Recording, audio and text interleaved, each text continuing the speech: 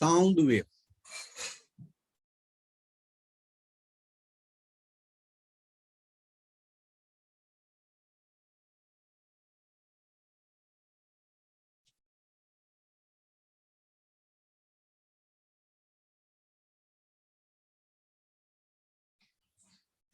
It is a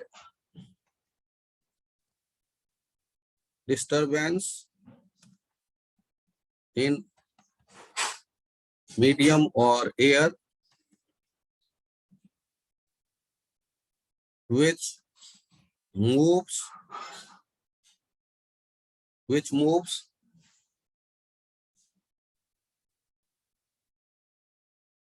as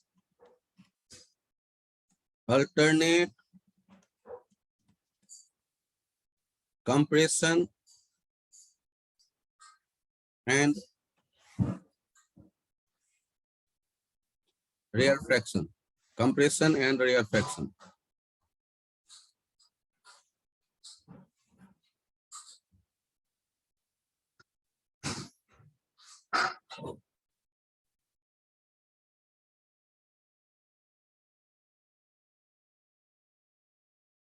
बड़ा अजीब सा सर डिफिनेशन आपने दिया है.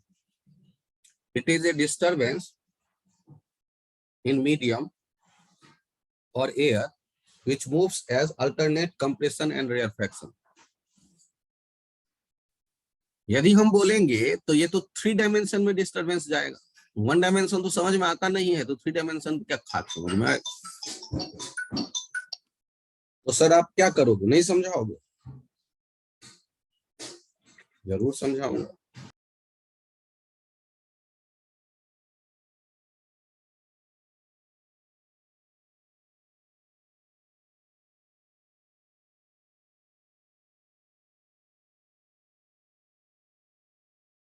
यदि बात करते हैं 3 डायमेंशन तो वो तो समझ में नहीं आना.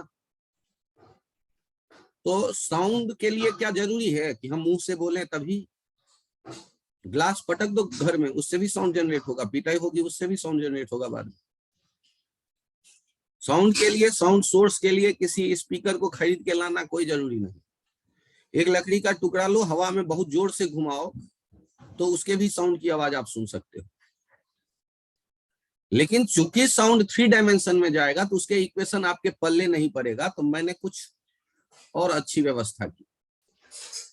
एक पाइप में एक ब्लॉक को सेट किया, रेक्टेंगुलर सेक्शन वाला पाइप समझ लो, और ब्लॉक को ऑसिलेट करवा दिया.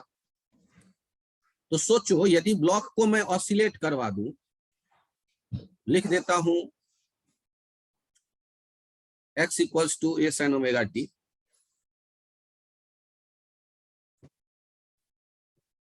तो आगे जो एयर होगा, यहां जो एयर है उसके बारे में आप सोचो.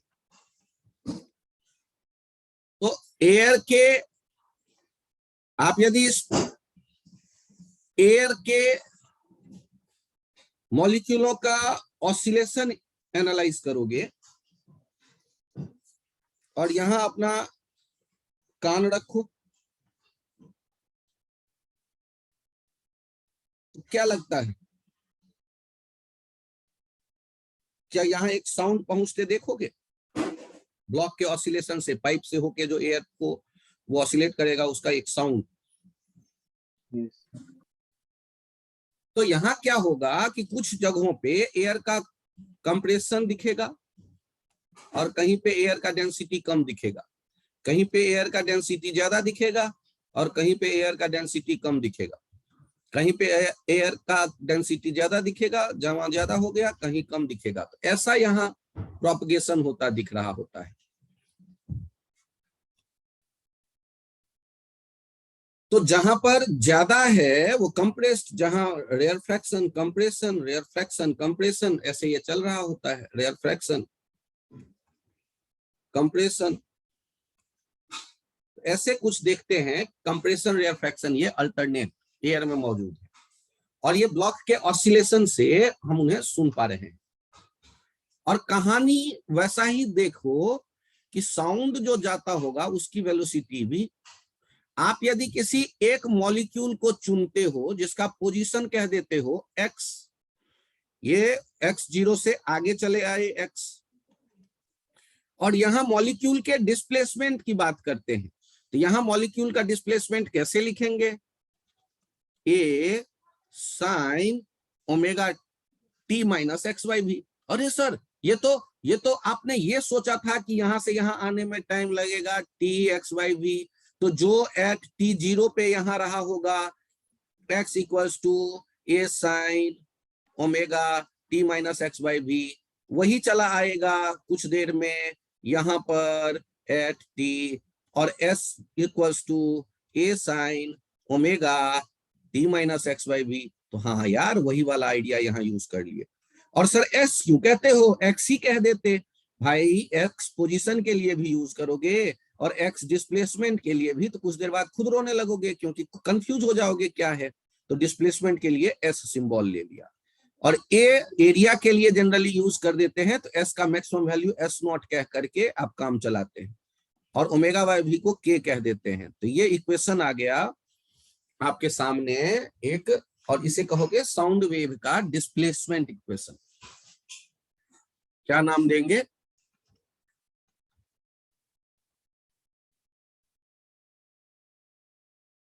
Displacement sound wave equation.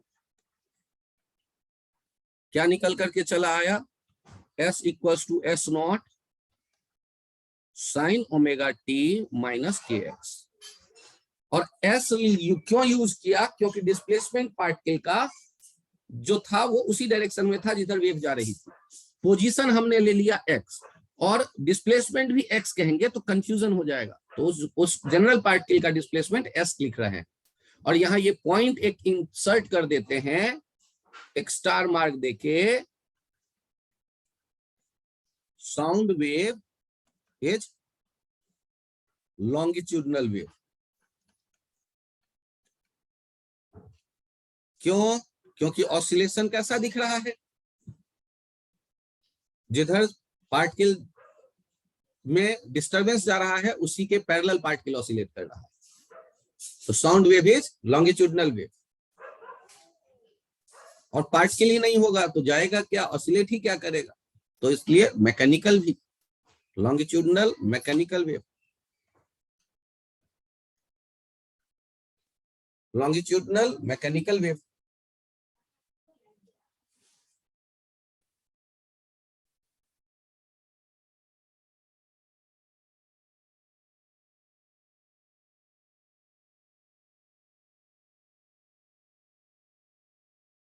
आपने ज्यादा परेशानी नहीं मोल ली, जो धागे पे वेव था जैसे उसको देखा था वैसे ही यहाँ डिस्प्लेसमेंट लिखा, लेकिन डिस्प्लेसमेंट y लिखने के बजाय डिस्प्लेसमेंट हमने s लिखा, कितना सा काम किया। हाँ इसमें s नॉट क्या है,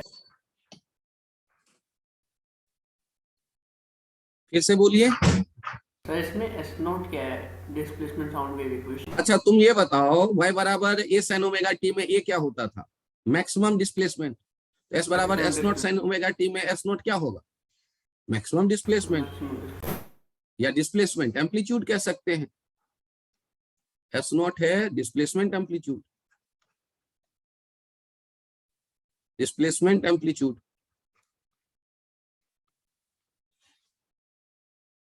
आप ए इसलिए हटा लिए क्योंकि ए एरिया का सेंस कई बार यूज कर लेते हैं जब पाइप वाइप दिखता है हमें, तो डिस्प्लेसमेंट का वो कंफ्यूजन ना आ जाए इसलिए s equals to s naught sine omega t minus k x use कर लिया।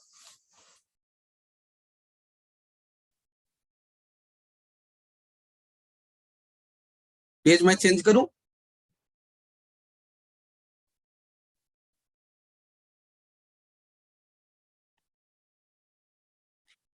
यहां आपके ऐसा यदि मन में विचार आए कि मेरे कुछ नहीं समझ में आया, तब भी सुखी रहो।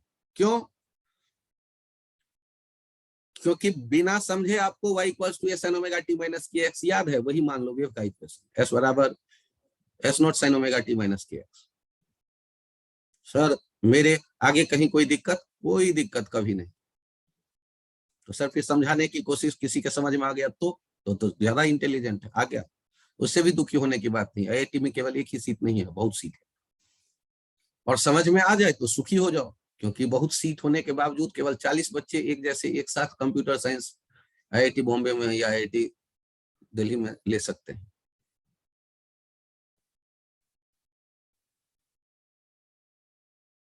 चलिए, मेरे समझ में भी थोड़ा थोड़ा आ गया।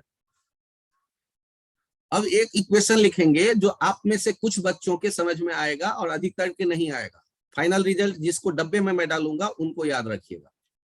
समझ में तब आएगा जब आप थोड़ा मैच्योर हो जाएंगे, जब आप इलास्टिसिटी चैप्टर पढ़ लेंगे, जब आप उस पर थोड़ा मास्टरी हासिल कर लेंगे। तो 13th वाले बच्चे, उनको समझ में आना चाहिए, तब भी ना आए तो भी दुखी मत होना, क्योंकि न्यूमेरिकल बनाते वक्त ये आपके समझ में कैसे आया वो इंपॉर्टेंट नहीं होगा, फाइनल रिजल्ट आपको पता है या नहीं ये इंपॉर्टेंट होगा।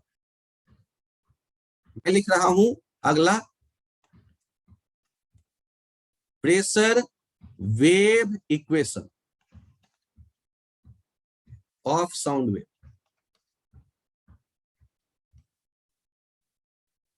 अब ये कैसे आएगा तो ध्यान से देखिए, आपने चुन लिया उसी ब्लॉक के ऑसिलेशन वाली कहानी को दिमाग में रखो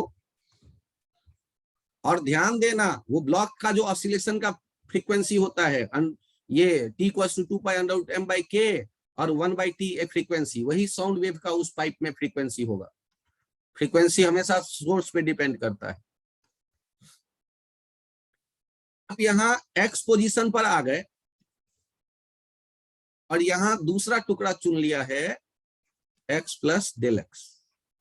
यहां जो डिस्प्लेसमेंट हुआ वो S1 कहते हो और यहां जो डिस्प्लेसमेंट हुआ वो S2 कहते हो, और यहां जो गैस है उस गैस के बारे में सोच रहे हो, और ये एक कंटेनर हो गया आपके सामने में, ऐसा मान लो। यदि यहां आप देखें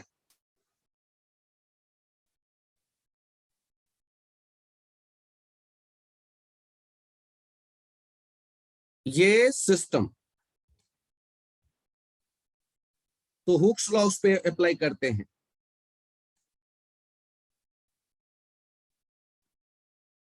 F/A = bulk modulus -ΔV/V type का एक रिलेशन हुआ करता है। और F/A होता है, यदि कोई बॉल हो उसको चारों तरफ से फोर्स लगा के आप दबाओ तो वॉल्यूम बदलेगा, छोड़ोगे तो अपने ओरिजिनल शेप में आएगा। तो ये इलास्टिसिटी प्रॉपर्टी हो गई। इलास्टिसिटी का रूल है हुक्स लॉ। हुक्स लॉ कहता है कि वो जो एक्स्ट्रा फोर्स लगाकर दबाया वो प्रोपोर्शनल होगा change in volume upon volume के, और वहां प्रोपोर्शनैलिटी कांस्टेंट V को बल्क मॉड्यूलस कहते हैं। ये हुक्स लॉ है। और ये F/A देखो, जब बॉल पे हमने फोर्स लगाया तो एक्स्ट्रा प्रेशर है, F/A प्रेशर पहले से एटमॉस्फेयर का तो था ही, तो इसके लिए सिंबल यूज करते हैं ΔP, और ये हो गया B। वॉल्यूम में जो चेंज होगा उसे देखो, वॉल्यूम में चेंज कैसे लिखोगे, यदि area of cross section A हो तो A S2 - A S1 हो जाएगा वॉल्यूम में change upon volume A × ΔX, और ये बदल करके चला आता है B × A, ये area of cross section, ΔS/ΔX। ये जो आइडिया यहां आया है B बल्क मॉड्यूलस से, BA ΔS/ΔX। यहां याद करो X वाले पोजीशन का यदि आपको S लिखना पड़ता था तो क्या लिखा करते थे, S0 sin ωt - kx। यदि इनको डिफरेंशिएट करके आपको लिखना पड़े ΔS/ΔX तो क्या लिखोगे, S0 - k cos ωt - kx, तो ऐसे ये लिख देंगे।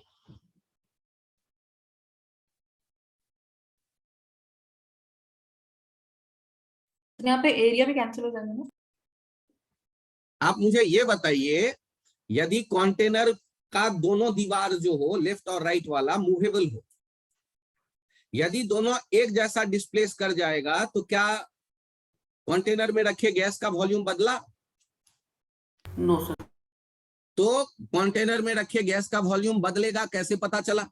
यदि एक दीवार 1 सेंटीमीटर आगे जाए और दूसरा दीवार 2 सेंटीमीटर आगे चला जाए तो हम कहेंगे कि हाँ हाँ सर, कंटेनर में रखे गैस का वॉल्यूम बदला। और पहले कितना वॉल्यूम था? तो पहले तो लेंथ है डेल्टा एक्स, एरिया से मल्टीप्लाई करेंगे डेल्टा एक्स, तो ए और ए कैंसिल आउट हो जाएगा। हाँ, ये आप सही सलाह दे रहे हैं, ए और ए कैंसिल आउट हो जाएगा, ए नहीं दिखेगा। और ये delta s by delta x आ गया। और चूंकि एक्सटर्नल प्रेशर के कारण वॉल्यूम कम होता है तो माइनस साइन एक भीतर में आया रहता है, वो पीछे मौजूद था। और अब आप यदि उसको रेड कलर में यहां लिखना चाहते हैं इस दोनों आइडिया को रिलेट करके, तो यहां आ जाएगा del p equals to minus minus plus B k s naught cos omega t minus k x. और ये डेल्टा पी इक्वल्स टू आप कह देंगे delta p naught cos omega t minus k x. और बाद में ये डेल्टा पी नॉट जो है ये डिस्प्लेसमेंट, ये तो हो गया डिस्प्लेसमेंट वेव इक्वेशन। जब प्रेशर वेव इक्वेशन, जब डिस्प्लेसमेंट वेव इक्वेशन ये है तो डिस्प्लेसमेंट वेव इक्वेशन जो था वो था साइन, तो प्रेशर वेव वाला आएगा कॉस। ये खास पॉइंट है जो फाइनली यहां से याद रह जाए, डेरिवेशन ना भी याद रहे तो चलता है। सर हाँ बोलो। सर S1 और S2 डिस्टेंस मूव है ना, वो जो आगे गए। हाँ, S1 और S2 वो x वाले लेयर का डिस्प्लेसमेंट है और x प्लस डेल्टा x वाले लेयर का डिस्प्लेसमेंट है। ओके। और डेल्टा पी नॉट जो है ये डिस्प्लेसमेंट एम्पलीट्यूड और प्रेशर एम्पलीट्यूड का रिलेशन। लेकिन होता क्या है कि इंसान आलसी होता है, ये बार बार नहीं लिख पाता डेल्टा, तो वो बाद में लिखने लगेगा P equals to P naught cos omega t minus k x, और सब कोई मान लेगा कि पीछे डेल्टा छुपा हुआ है, ये प्रेशर का चेंज है। ये धीरे धीरे लोग मान लेते हैं। और फिर इस चूंकि डेल्टा को भुला करके लिख रहे हैं तो पी नॉट किसके बराबर हो गया? बी के एस नॉट को। यहां पी नॉट है pressure amplitude, change in pressure when sound is propagating through the medium. Change in pressure है, maximum change in pressure amplitude. ये जो डेल्टा पी नॉट है ये है प्रेशर एम्पलीट्यूड, क्योंकि प्रेशर वेव की बात कर रहे हैं, वो भी हार्मोनिक फंक्शन है, उसका भी एम्पलीट्यूड होगा। तो साउंड वेव को दो नजरिए से देखा जाता है, या तो पार्टिकल के ऑसिलेशन के नजरिए से देखा जाता है, या देखा जाता है प्रेशर के वेरिएशन के नजरिए से। पार्टिकल ऑसिलेट कर रहा है सिंपल हार्मोनिकली और प्रेशर भी ऑसिलेट कर रहा है सिंपल हार्मोनिकली जब साउंड प्रोपेगेट कर रहा है मीडियम में। तो हम लोगों ने P equals to P naught cos omega t minus k x कर दिया। तो यहां आप एक लाइन जो है बहुत इंपॉर्टेंट, वो याद रखने के लिए फाइट करें, कोशिश रखें कि वो याद ही रहे कि ये इंपॉर्टेंट है, जो बहुत बहुत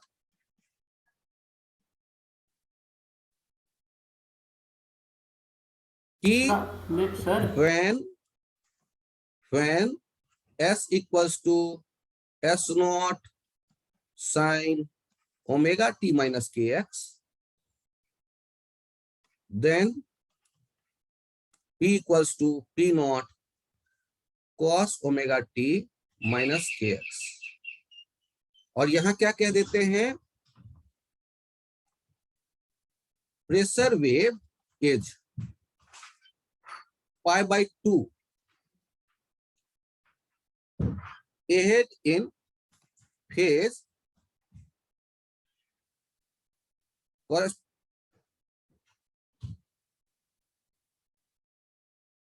its displacement wave, its corresponding displacement wave. Displacement wave से π/2 ahead है प्रेशर वेव, एक साइन में है एक कॉस में, और इसका असर क्या पड़ता है। तो अभी के लिए इतना ही पॉइंट ध्यान रखिएगा, और ये लास्ट वाला जो फॉर्मूला है इन्हें भी डब्बे में डाल दीजिए। हाँ सर, आपने इसमें डीवी कैसे बताया? दो दीवारों के चेंज होने से, दोनों दीवार यदि मिल करके x और x प्लस डेल्टा x वाला बना रहा है। बाकी सारे बच्चे पहुंच जाए अपने केमिस्ट्री की क्लास में। Thank you, bye bye. और जो मुझसे पूछ रहे हैं रुके सुन लें। जो दो दीवार है ना, वो इधर वाला दीवार और इधर वाला दीवार, उससे कंटेनर बना। दोनों दीवार यदि 2-2 सेंटीमीटर शिफ्ट हो जाए तो क्या बीच वाला गैस का वॉल्यूम बदला? No sir. तो यदि एक ने 1 सेंटीमीटर आगे गया, 1-2 सेंटीमीटर, तो कैसे वॉल्यूम चेंज निकालोगे?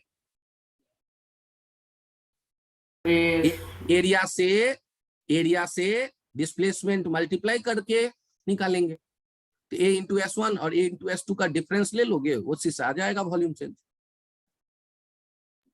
अरे π/2 फेज वाला एक बार बता दो।